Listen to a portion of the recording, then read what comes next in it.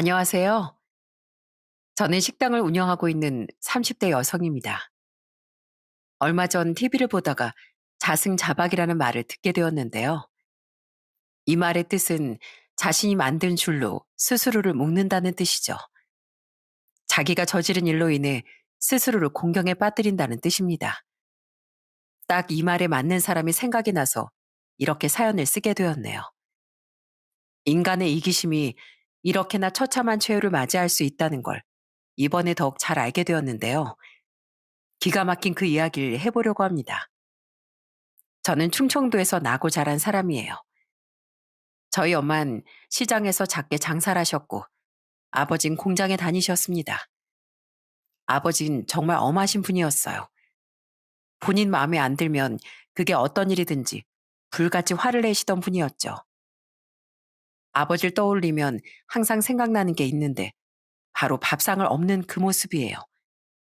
한 번은 제가 밥상 앞에서 밥을 먹다가 쩝쩝 소리를 내면서 밥을 먹자 바로 그 자리에서 밥상을 엎어버리신 적도 있답니다. 뿐만 아니라 어느 날은 밥상이 부실하다면서 그러신 적도 있었어요. 아유 참, 도대체 밥상 꼬라지가 이게 뭐야? 허구한 얘기를 해도 아직까지도 이 지경으로 내오는 이유가 뭐냐고? 어? 목 막혀서 죽으라는 거야 뭐야? 국 하나 끓이는 게 그렇게 어려워? 아이고, 일이 늦게 끝나서 국까지 못 끓였어. 그냥 오늘은 반찬이랑 해서 먹어. 뭐? 서방이 국 내오라고 하는데 뭐가 그렇게 말이 많어?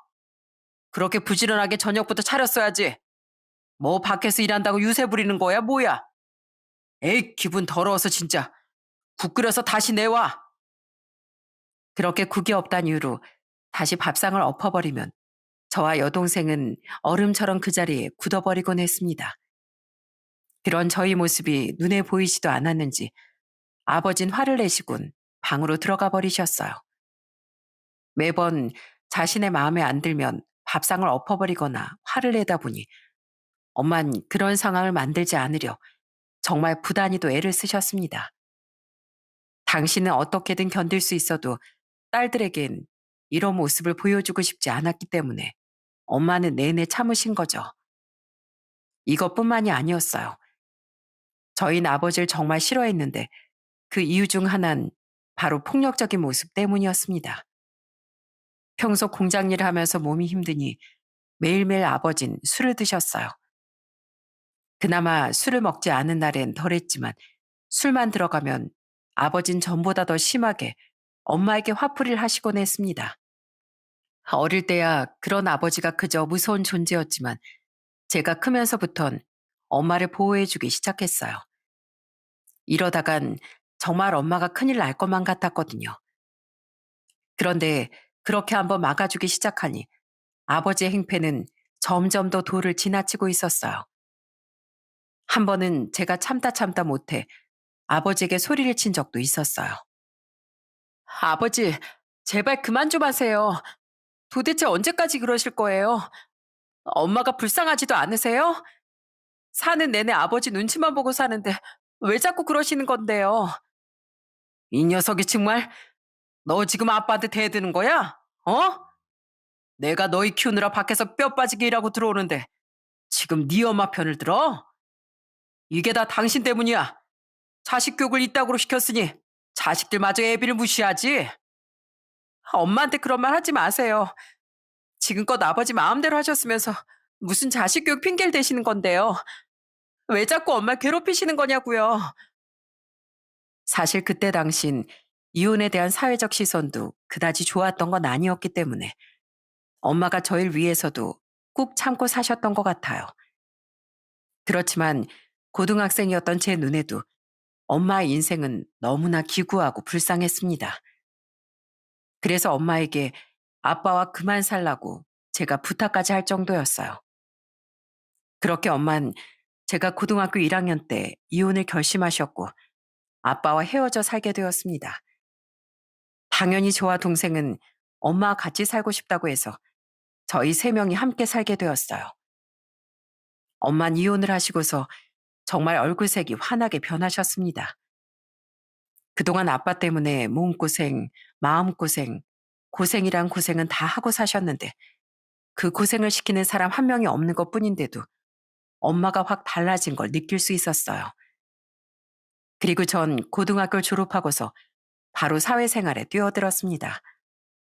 솔직히 공부를 잘하는 편도 아니었고 대학에 가고 싶은 마음도 없었죠. 그리고 맞딸이다 보니 가족 생계를 좀 돕고 싶다는 생각도 컸습니다.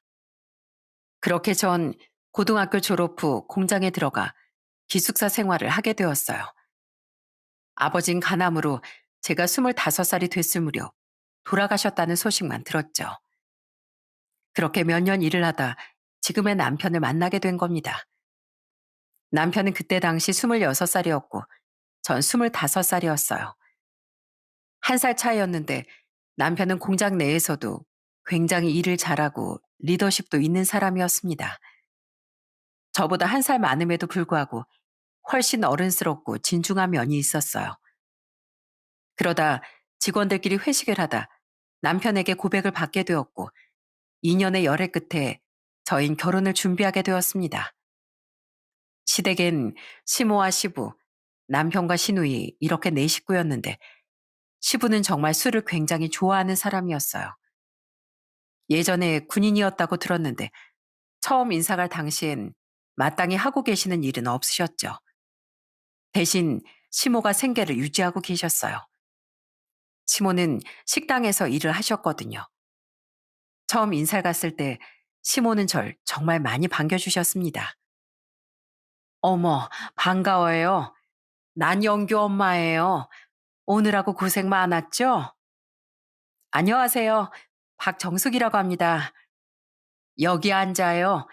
차라도 한 잔 내올 테니 조금만 기다려요. 네, 어머님 편하게 말씀해 주세요. 밝은 분위기 속에서 시모와 인사를 나누는데 그때 그 분위기를 깬 건 바로 시부였어요.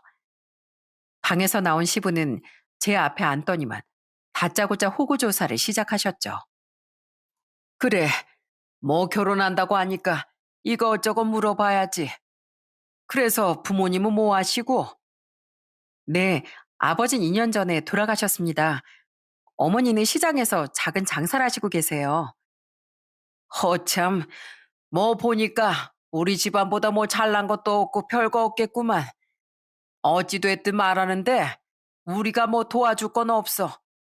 남자가 집도 해오고 그런다지만 보시다시피 우리 집 형편이 좋은 것도 아니고 집 해달라는 거 꿈도 꾸지 마.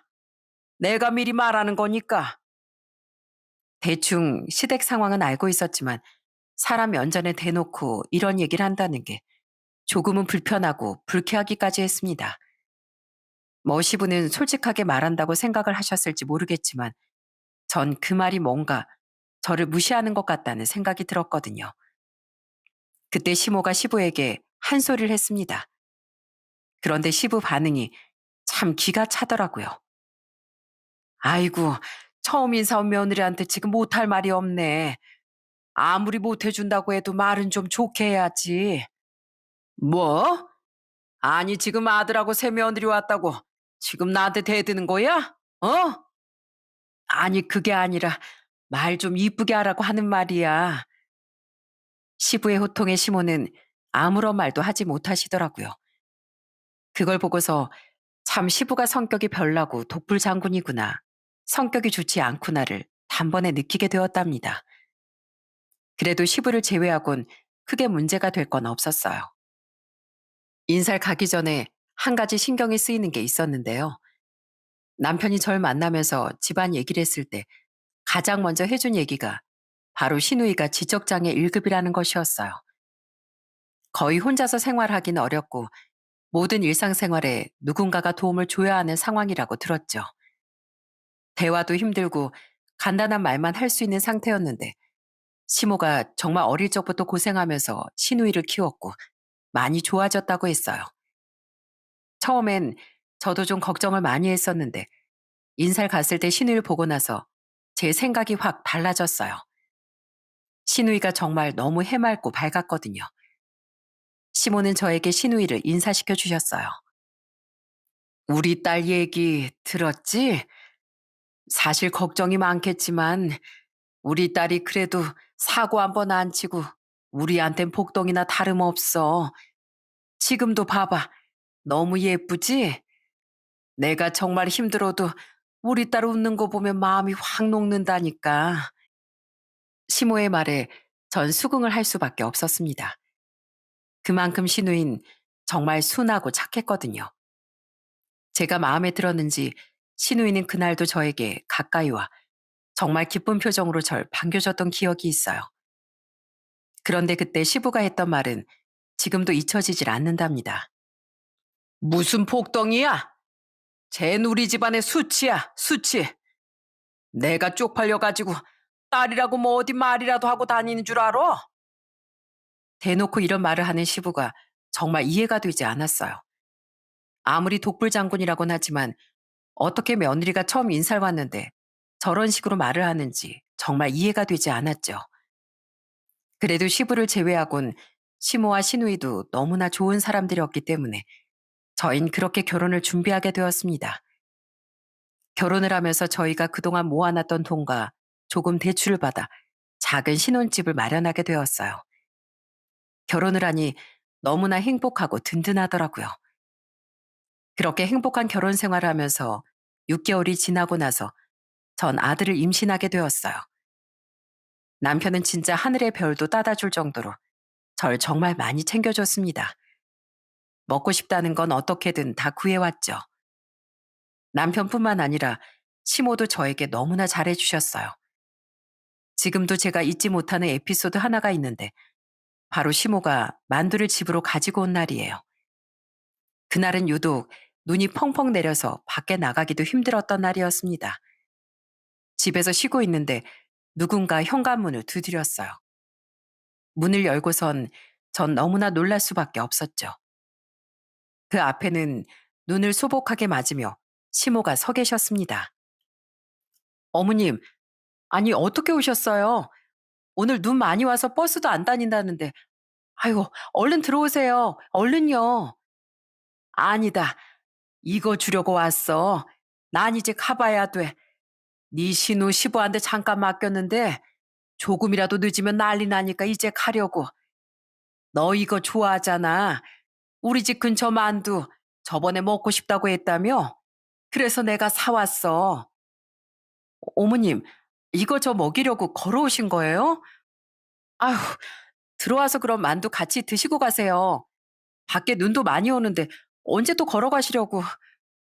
괜찮어. 임신하니까 힘들지? 먹고 싶은 거 있으면 언제든지 말해. 내가 다 해줄 수 있어. 알았지? 원래 임신하면 잘 먹고 잘 쉬어야 하는 거야. 아유, 찬바람 들어갈라. 얼른 들어가라. 나 간다. 그날 시모는 제가 좋아하는 만두를 잔뜩 사가지고 신혼집까지 찾아오신 거였어요. 그걸 제 두 손 가득 쥐어주고선 다시 그 펑펑 내린 눈길을 걸어가시는데 그 뒷모습을 보고 전 왈칵 눈물이 쏟아지기도 했습니다. 그렇게 시모는 절 아껴주시고 제 생각도 많이 해주셨어요.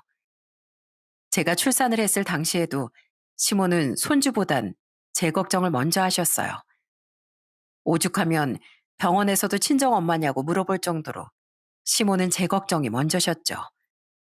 조리원에서 퇴원을 앞두고 있던 어느 날 시모께서 저에게 깜짝 선물을 주시기도 했어요. 시모는 오히려 절 위해서 쓰라고 하셨지만 전 그걸 받을 수가 없었어요. 꼬깃꼬깃한 자국이 있었지만 예쁘게 가지런히 펴서 봉투에 50만 원을 담아 놓으셨더라고요. 그걸 보고 얼마나 마음이 저리던지 감히 쓸 생각도 하지 못했어요. 어머님, 저 이거 괜찮아요. 어머님 이거 저한테 주시지 마시고 아가씨한테 쓰세요. 전 필요 없어요. 아니야, 괜찮어. 나도 이 정도는 해줄 수 있어. 출산 선물로 이 정도는 해줘야지. 아이, 얼른 받아. 어머님 자꾸 이러시면 저 다음에 이 돈 두 배로 준비해서 드릴 거예요. 어머님 안 그래도 저 출산하고서 누구보다 진심으로 축하해 주시고 저 좋아하는 음식도 매번 만들어 주셨잖아요. 그걸로도 충분한데 저 이것까지 받으면 진짜 염치 없는 거예요. 아이고, 그래, 알았다. 고맙다.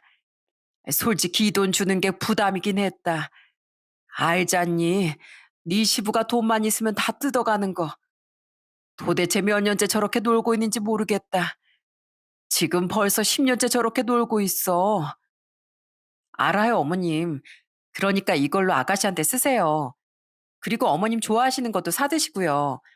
어머니 위해서 좀 쓰세요. 전 이거 마음만 고맙게 받을게요. 그래, 고맙다. 고맙다, 며느라. 그렇게 전 시모의 깊은 사랑을 듬뿍 받고 출산 선물은 다시 돌려드렸어요. 시모의 상황을 뻔히 알고 있는 입장에서 그 돈을 받는 건 말도 안 된다고 생각을 했습니다. 염치 없는 시부는 정말 그 뒤로도 변한 게 하나 없었어요.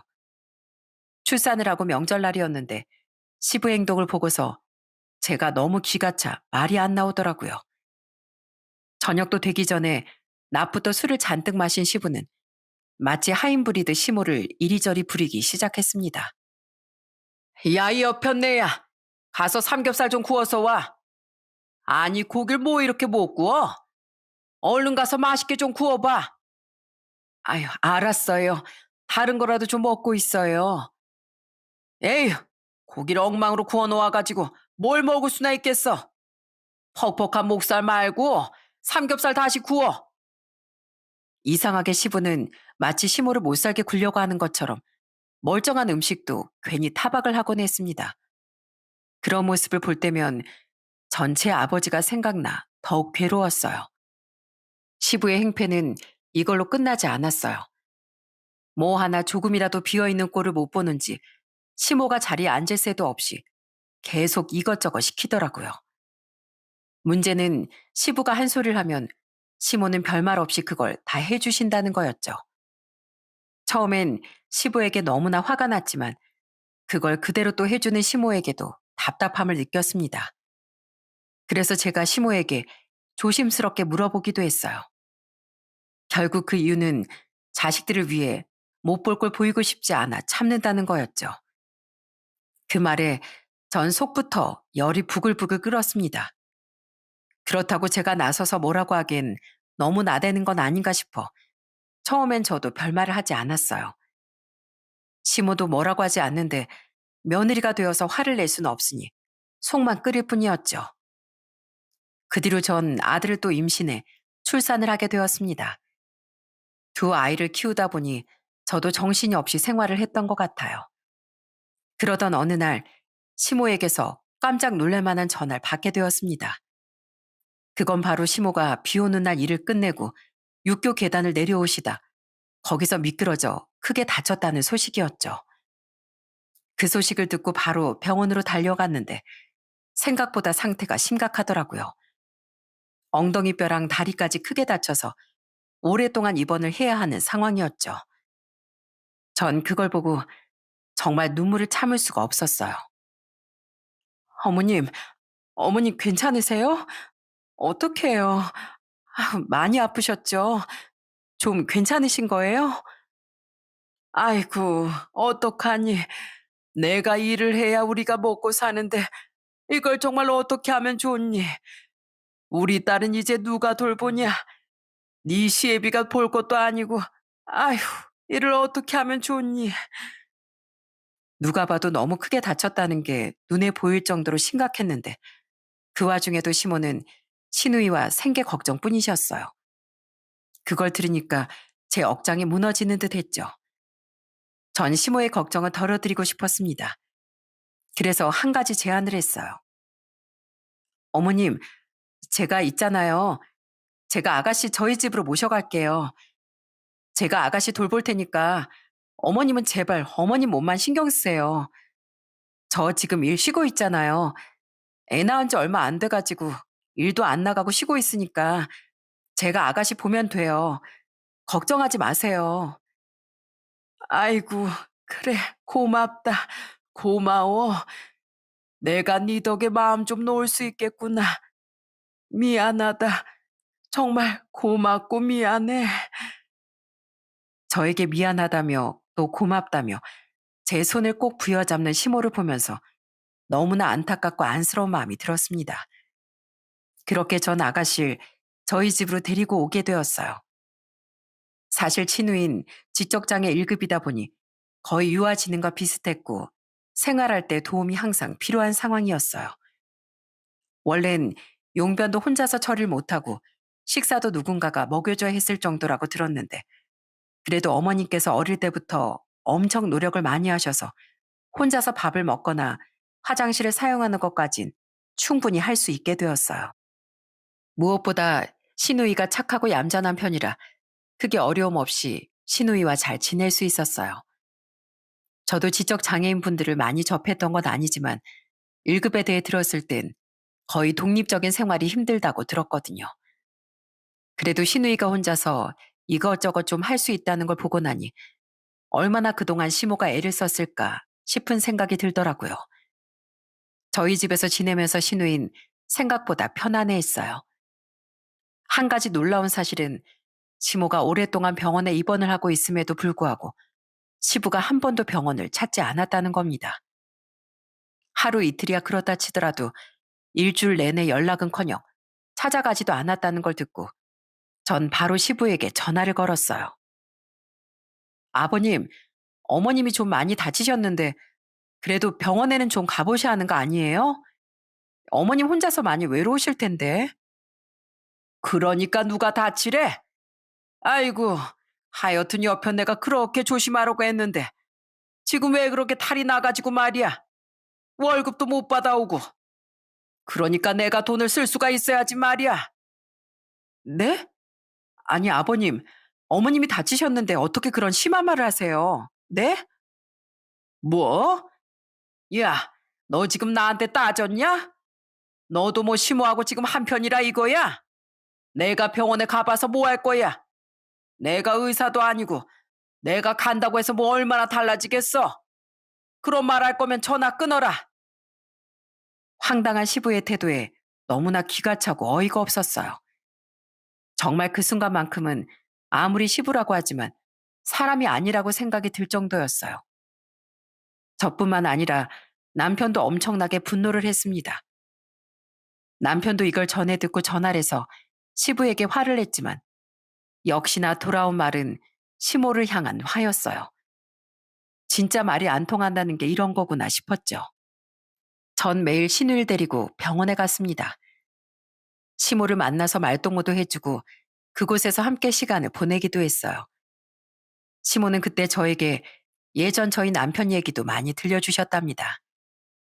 그때 시모와 함께 나눴던 시간은 정말 행복하고 좋았어요.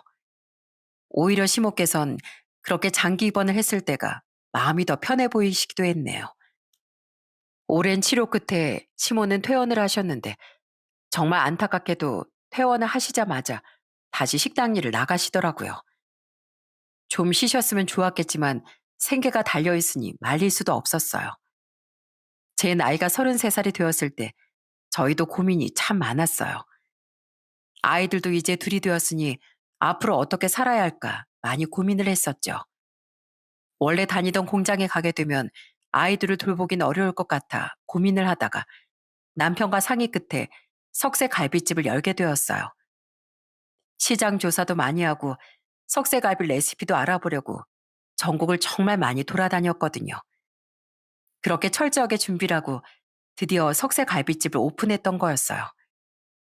그렇지만 아마 지금 듣고 계신 분들 중에 사업하시는 분들은 잘 아시겠지만 처음엔 저희도 너무 힘들고 진짜 손가락만 빨았답니다. 하루하루가 걱정이 태산이었죠. 음식 맛에 대해선 자신이 있었지만 아무래도 경기가 어렵고 가게 자리도 좋은 편은 아니다 보니 쉽게 손님들이 찾아오진 않더라고요. 그러다가 제 여동생이 한번 가게에 방문을 한 적이 있었어요. 여동생은 그때 광고 쪽에서 일을 했었고 컴퓨터도 정말 잘 다루는 편이었죠. 그때 가게에서 석쇠갈비 맛을 보더니만 엄청 칭찬을 많이 해주더라고요. 우와, 형부, 이거 어떻게 만들었어요? 너무 맛있는데요? 언니, 이거 완전 대박인데? 근데 왜 이렇게 손님이 한 테이블도 없어? 아휴, 그러니까 말이야. 모르겠어. 도대체 뭐가 문제인지. 내가 봤을 땐 이거 홍보야, 홍보. 내가 봐도 지금 가게 위치가 그렇게 좋진 않잖아. 뭐 대로변에 있는 것도 아니고 이 주변이 번화가도 아니고. 이거 내가 홍보 좀 해줄게. 알겠지? 요즘은 다 홍보로 먹고 사는 거야. 내가 잘해볼 테니까 언니 걱정하지 마. 평소에도 저와 남편이랑 정말 잘 지내던 여동생이었는데 어떻게든 도움을 주겠다고 하니 말뿐이라도 고맙다고 생각을 했습니다. 저흰 동생에게 광고비를 지불하고 홍보를 맡기게 되었죠. 그렇게 홍보를 하다 보니 시간이 지나면서 서서히 손님들이 몰려오기 시작했습니다. 처음엔 동네 사람들이 한 명, 두 명 찾아오더니 가게를 운영한 지 1년 만에 손님들이 정말 물밀듯이 밀려오기 시작했어요.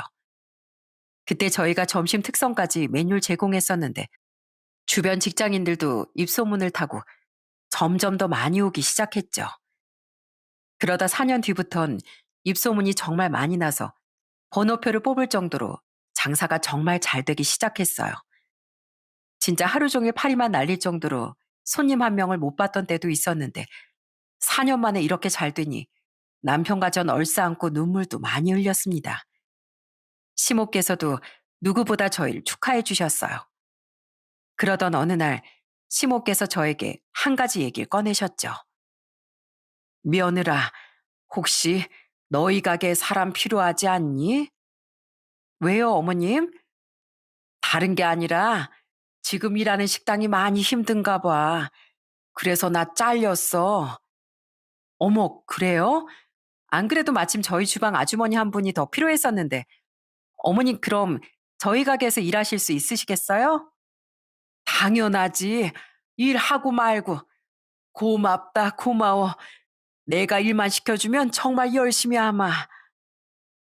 갑작스럽게 실직을 했던 시모께선 저에게 조심스럽게 일자리를 물어보셨고, 그렇게 전 시모와 함께 일을 시작하게 되었어요. 사실 이렇게 같이 일한다는 게 누군가가 본다면 불편하지 않을까 생각이 들 수도 있겠지만, 전 오히려 좋았답니다. 그 이유는 시모가 정말 열심히 일을 해주셨기 때문이었죠. 시모는 같이 일하는 다른 직원들보다 훨씬 더 열심히 열정적으로 일을 하셨습니다. 그런 시모의 많은 노력이 보였기 때문에 전 종종 시모에게 보너스도 몰래 챙겨드리곤 했어요. 그렇게 어머님과 즐겁게 일을 했습니다. 늘 이렇게 전 행복할 줄만 알았어요. 그런데 문제가 결국 생기고 말았습니다. 시부는 몇십 년 동안 일을 한 적이 없었어요. 그러다 보니 시댁은 늘 경제적으로 여유롭지 못했었죠. 기존에 살던 집도 전세살이었는데 그 동네가 재개발이 되면서 집주인이 바뀌어 집을 나와야 하는 상황이 되어버렸어요. 정말 어처구니 없게도 시부는 원래 시댁 집까지 다 팔아먹고 재산도 다 까먹었으면서 이 와중에 시모한테 집을 구해오라고 난리를 피웠더라고요. 그대로 놔두다간 시모가 더 시달릴 것 같아 저는 고민을 하다가 작은 아파트라도 하나 얻어드리는 게 좋지 않을까 생각을 하게 되었어요.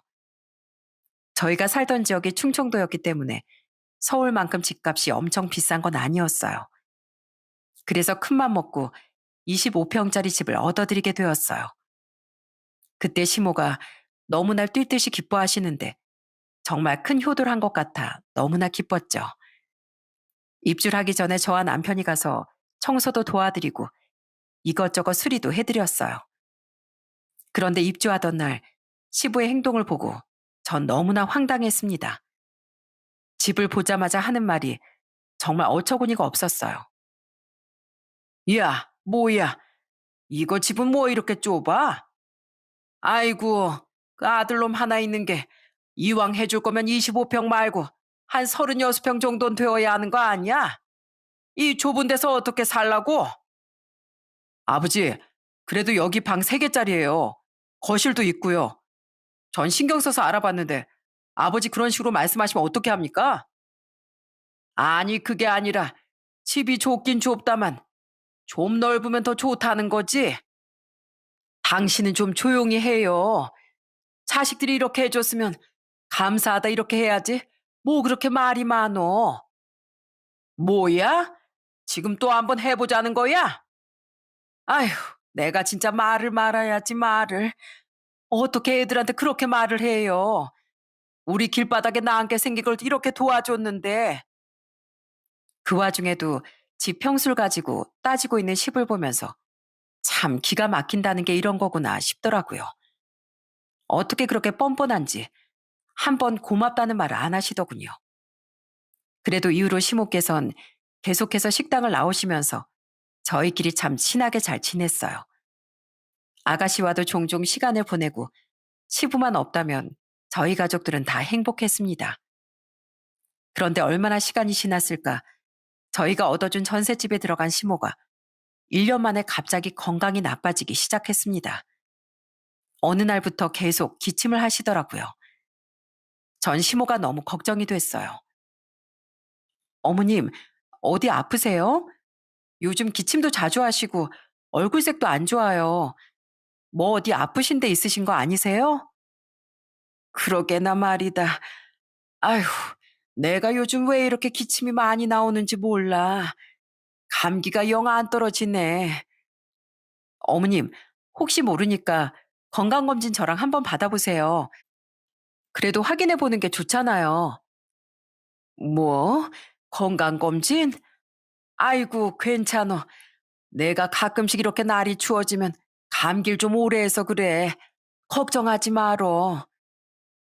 그래도 기침을 이렇게나 오래 하시는데 그러지 마시고 건강검진 안 받으신 지도 오래되셨잖아요. 저랑 같이 병원 가요. 네? 별일 아닐 거라는 시모의 말에도 전 불안한 마음이 들었습니다. 그래서 계속 설득을 한 끝에 병원에 같이 가게 되었어요. 그런데 검사 결과 저희 의사에게서 충격적인 소리를 듣게 되었습니다. 그건 바로 시모께서 폐암 말기 판정을 받게 되신 거였어요. 이미 퍼질 대로 퍼진 상태라 수술하는 것도 어렵고 항암 정도 시도해 볼 수 있을 것 같다는 답변을 듣게 되었어요. 저뿐만 아니라 남편과 시모 모두 충격에 휩싸였어요. 병원에선 그전부터 무척이나 불편하고 아팠을 거라며 어떻게 견뎠냐는 말을 하셨죠. 그 말을 듣고 나서 저흰 정말 너무나 마음이 아프고 싫었습니다. 어머님도 현실은 인정하기 힘드신지 내내 고개만 숙이시고 계시더라고요. 그래도 항암이라는 시도를 해보자 싶어 시모는 바로 입원을 하게 됐습니다. 병원복을 입고 가만히 누워있는 시모를 보니 전 눈물이 앞을 가리더라고요. 어머님, 어떻게 해요? 정말 이제 어떻게 해요? 어머님 그동안 얼마나 아프셨어요. 불편한 거 말이라도 해주시지. 아니, 저희가 너무 어머님 건강을 생각 못했던 것 같아요. 죄송해요. 너무 죄송해요. 괜찮어. 다른 치료 방법 해본다고 하시지 않니? 그러니까 괜찮을 거야. 우리 아들도 있고 우리 며느리도 있는데 내가 무서울 게 뭐가 있어. 괜찮을 거니까 걱정하지 마라. 오히려 시모는 제 손을 꼭 잡으면서 절 달래주셨습니다. 전 그때 너무나도 철없게도 시모의 품에서 제가 엉엉 울고 말았어요. 저한텐 엄마만큼이나 소중한 분이셨는데 이렇게 아플 때까지 아무것도 몰랐다는 제 자신이 너무 믿고 화가 나더라고요. 그 후로 열심히 항암을 시도했지만 사실상 아무런 효과가 없었습니다. 점점 시간이 지날수록 시모는 건강이 더 나빠지셨어요. 시모의 모습을 보면서 저 너무나 죄책감이 들었죠. 아무래도 저희 식당이 석쇠에서 고기를 굽다 보니 음식하면서 나는 매연들로 폐암에 걸리신 건 아닐까 하는 생각이 들었거든요. 어머님, 정말 죄송해요. 괜히 저희 식당으로 오시라고 해가지고 저희 때문에 이렇게 아프신 거 아닌가 싶어서 너무 죄송해요. 아니야, 아니다. 너희가 우리 취업시켜줘가지고 지금까지 내가 이렇게 돈 벌게 해줬잖니. 내가 관리 못해서 그런 거지. 다 내 잘못이다. 네 잘못이 아니야. 시몬 끝까지 절 위해 이야기를 해주셨습니다. 어떻게든 전 시모를 살리고 싶었어요. 가진 방법을 다 써서라도 뭐든 하고 싶었죠. 고주파 온열요법, 면역요법 등등 할 수 있는 건 다 시도를 해봤습니다. 그런데 시모의 암 발병 후 8개월이 지났을 무렵 의사 선생님께서 이젠 마지막을 준비해야 할 것 같다며 이야기를 해주셨어요. 그때 정말 심장이 바닥까지 내려앉는 듯 했습니다. 이대로 시모를 보낼 수 없다는 생각뿐이었어요.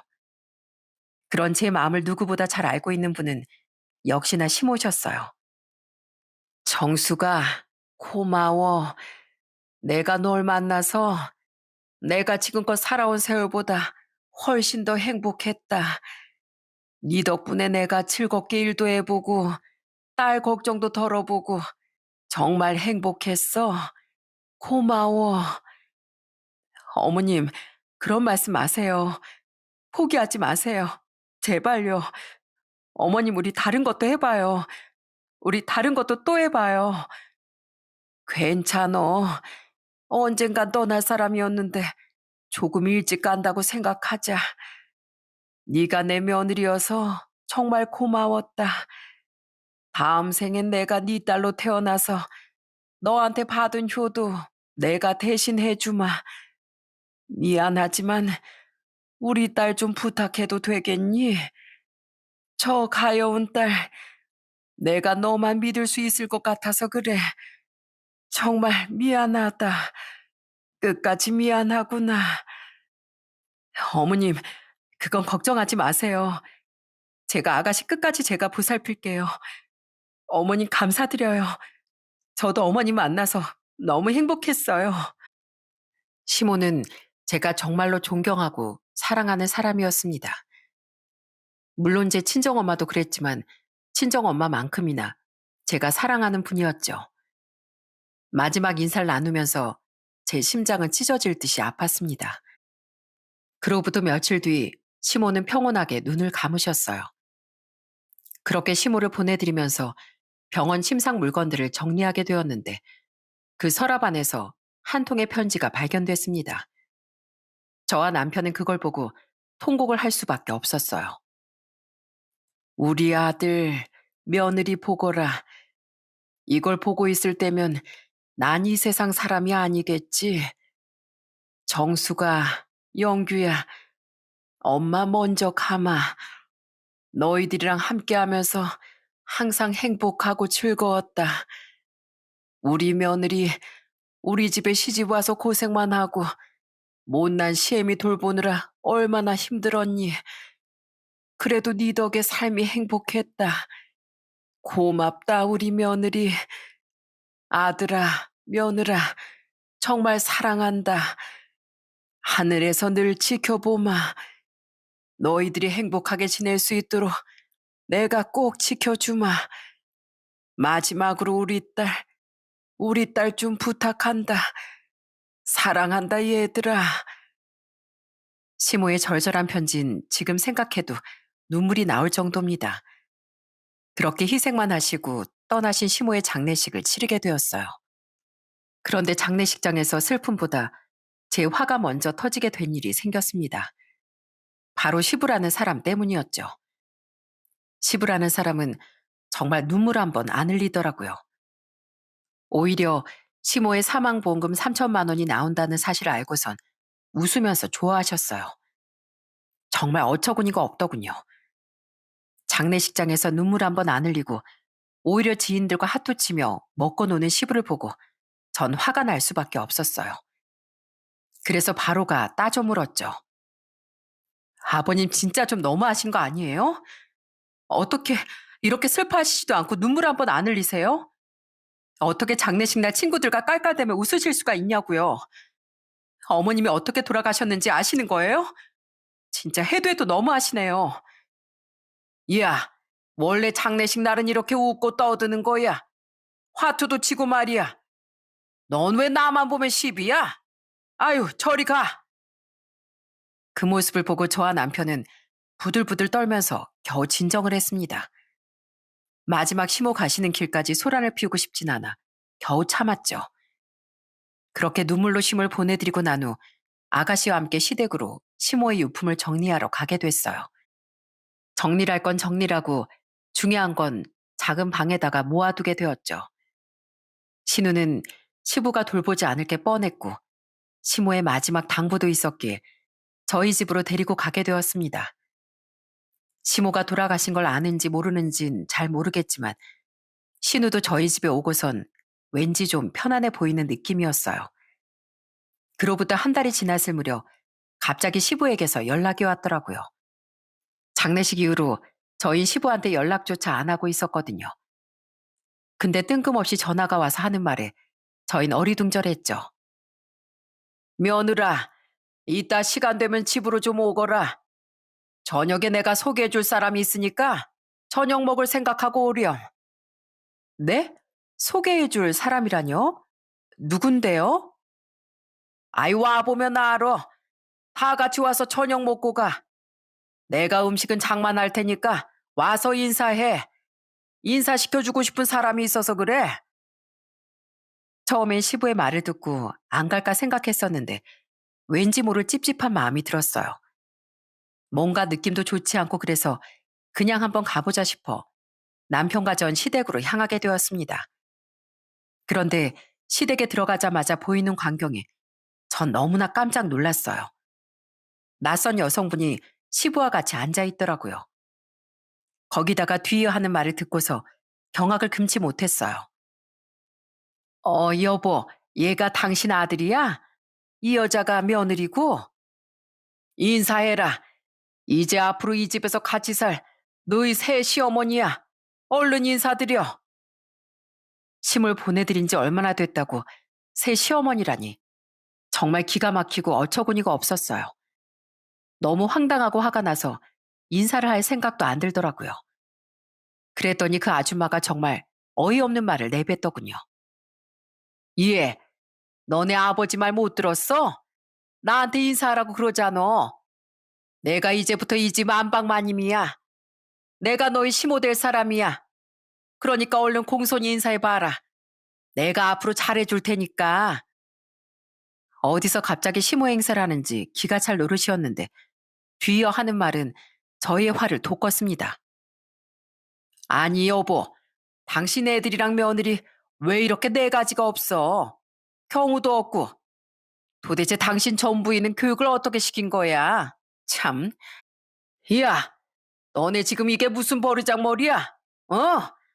내가 지금 인사하라고 했어, 안 했어? 지금 너희들 나 무시하는 거야? 오냐 오냐 해줬더니만 아주 그냥 머리 끝까지 앉으려고 하네. 지금 진짜 아버님 사람도 아니세요. 짐승도 이렇게 행동은 안 해요. 어머님 지금 돌아가신 지 이제 한 달밖에 안 지났는데 지금 뭐라고요? 시모라고요? 누가 시모예요? 저런 여자한테. 뭐? 야, 니들 시모 떠난 지가 한 달이나 다 돼가는데 청스럽게 슬퍼할 게 뭐가 있어? 어?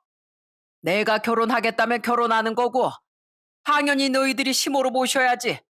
이 버르장머리 없는 것들 같으니라고. 당장 사과 못해? 더더욱 기가 막힌 일은 또 있었어요. 시모의 물건을 정리해둔 작은 방을 슬쩍 봤더니만 그 여자가 그 방에 자기 짐을 넣어뒀더라고요. 시모 물건은 어디로 갔는지 보이지도 않고 그걸 보고선 전 화를 대폭발해버렸습니다. 야, 네가 뭔데 우리 어머니 물건 함부로 건드려? 어? 네가 뭔데? 키도 땅콩만한 게, 어? 뭐? 너? 너 지금 너라고 했니? 너 나한테 시집살이 한번 당하고 싶어? 여보, 쟤 좀 봐. 며느리라는 게 나한테 땅콩이라잖아. 당신 이러고도 가만히 있을 거야? 저기요, 아줌마. 이 집 내가 그쪽 보고 여기 살려고 마련해 준 게 아니라 우리 돌아가신 어머님 때문에 마련해 준 거야. 이제 어머님도 돌아가셨으니까 나 이 집 뺄 거니까 당장 나가. 뭔 소리야? 갑자기 집을 빼다니. 뭐야, 여보 이거 당신 집 아니었어? 당신 집이라면서? 뭐 지금 나한테 거짓말한 거야? 아니 그게 아니라 전세 끝나면 내가 사려고 했지. 뭐? 그럼 이 집은 누구 건데? 제 겁니다. 제가 해드렸어요. 이거 당장 부동산에 전화해가지고 내놓을 거니까 그렇게 아세요. 당황해하는 시부와 그 여자를 뒤로하고 전 바로 부동산에 전화를 했습니다. 네, 안녕하세요. 아주머니, 저 백일동 801호인데요. 누군지 아시죠? 저 이 집 당장 뺄 거니까 좀 내놔 주세요. 빨리요. 아, 네, 부탁드립니다. 부동산에 바로 연락을 하니 난리가 난 건 시부와 그 여자였어요. 갑자기 서로 다투기 시작하더라고요. 예, 너 지금 왜 그러니? 너 왜 그래? 아, 이 집을 내놓으면 어떻게 하라고? 아이고, 당신 이 집 당신 것도 아니었어? 아휴, 내가 속아서 결혼한 거야. 속았다고. 알고 보니 시부라는 사람이 이 여자를 꼬시려고 이 집도 자기 집이고 재산도 많다고 거짓말을 했던 모양이었어요. 더 기가 막힌 건 그 여자가 나중에 알아보니까 예전에 다방을 운영했던 사람이었죠. 그 여자를 꼬시려고 시모 보험금 3천만 원을 가지고 돈 자랑을 했나 보더라고요. 모든 사실이 밝혀지고 그 여잔 시부를 향해 거짓말을 했다며 난리를 피우고 시부는 난감해하더군요. 그 모습에 전 냉정하게 말했습니다. 이제 들으셨죠? 저 이 집 뺄 거니까 당장 나가세요. 당장 나가시라고요. 계속 계시면 저 주거 침입으로 신고할 겁니다.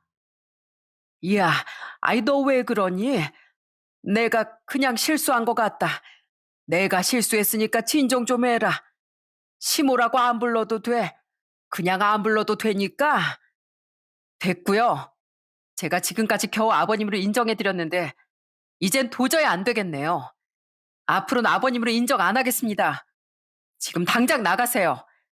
그리고 아줌마, 뭔가 대단히 착각하신 것 같은데 저 시부라는 사람 쥐뿔도 없어요. 17년째 백수고 저희 시모한테 용돈 지금껏 타 쓰고 있었다고요. 담배값도 없어서 담배꽁초 주워서 피는 사람이랑 한평생을 함께 하겠다고요? 아유, 끼리끼리 만난다고 아주 참 잘 만났네요. 잘 어울리시니까 한번 잘 살아보세요. 이 여보, 이게 다 무슨 말이야? 진짜야? 아, 저 말이 진짜냐고? 그게 아니라, 야, 너 왜 사람을 이상하게 만드냐? 내가 뭐 어쨌다고? 남편은 제 말을 끝으로 저 여자를 끌어서 내쫓고 시부도 나가라며 힘으로 내쫓아 버렸습니다. 어차피 명의가 제 명의로 되어 있었으니 다시 또 집으로 들어온다면 주거 침입으로 정말 신고하려고 했어요. 사람도 아닌 사람에게 뭘 해주고 싶은 생각도 없었고요. 하늘에서 보고 계실 시모가 얼마나 힘들어 하실지 그게 더 마음이 아플 뿐이었습니다. 그렇게 저흰 그 집을 정말로 내놨고 짐을 빼버렸어요. 그로부터 얼마 뒤 시부에게서 연락이 왔습니다. 역시나 후회를 하더라고요. 며느라, 어떻게 아냐. 나 그 사람하고도 헤어졌고 너네 말을 들을 걸 그랬다. 나 지금 달방 생활하고 있는데 도저히 여기서 못 살겠다. 나 집 한 채만 좀 해다오. 내가 실수했어. 아버님, 아직 어머님 사망보험금 남아있을 거 아니에요. 그걸로 집을 구하시던가 하세요. 그게, 그걸 이미 그 여자한테 다 썼다. 이거 사주고 저거 사주고 하느라고 내 남은 건 그 집 하나뿐이었어. 아휴, 돈도 없는 양반이 돈 자랑하느라고 아주 꼴이 좋으시네요.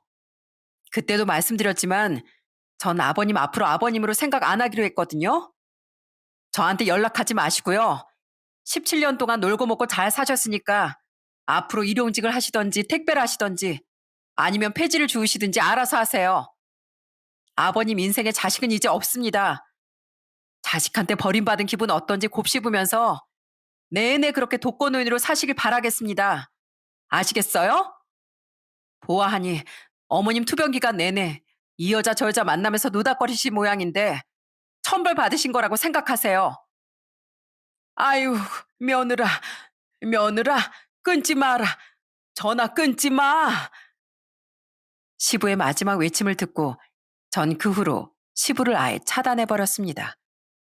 남편도 마찬가지였어요. 시부는 뭐 알아서 건설이든 일용직이든 하면서 먹고 살겠죠. 사실 궁금하지도 않습니다. 지금은 오히려 마음이 편하네요. 저희 시모의 부탁대로 신우와 함께 잘 지내고 있답니다. 신우는 저에게 정말 햇살 같은 존재예요. 제가 뭘 하든 환하게 웃어주곤 하죠. 그럴 때면 시모의 그 웃음도 생각이 난답니다. 아가씨, 우리 오늘 소고기 먹을까요? 그때 먹었던 고기 있죠? 그거 오늘 먹어요. 좋죠? 좋아요. 아가씨, 그럼 오늘 아가씨 소고기 먹고 때 좀 밀게요. 아가씨 싫어도 이렇게 때 밀어야 돼요. 아셨죠? 처음 시모가 하셨던 말처럼 신우인 저희 집 복덩이랍니다. 신우랑 같이 있으면 세상 그 어떤 때도 다 잊어버릴 정도로 순수해지거든요. 두 아들도 고모를 얼마나 좋아하는지 몰라요. 저희 가족들은 너무나 잘 지내고 있고 저희 친정엄마도 건강하게 잘 지내고 계시답니다. 동생은 지금도 저희 가게 홍보도 가끔씩 도와주고 있어요. 사람 욕심이라는 게 참 밑도 끝도 없는 것 같습니다. 결국 그 욕심이 자신을 파국으로 이어지게 한 것 같은데요. 믿었던 사람을 배신하는 대간 이렇게나 참혹하다는 걸 여러분들도 아셨으면 좋겠네요. 어떤 일이든 힘을 가지고 있어야 하는 것 같아요. 감기에 걸리지 않기 위해선 면역을 길러야 하듯이 우리도 힘을 갖고 살아야 할 것 같습니다. 요즘 참 힘들죠? 경기도 어렵고 물가는 오르는데 월급은 그대로라 더 힘들 때가 많은데요. 그래도 버티다 보면 좋은 일이 생기지 않을까 생각합니다. 여러분들의 미래가 밝길 기원하면서 이만 글을 마치겠습니다. 모두들 파이팅 하세요.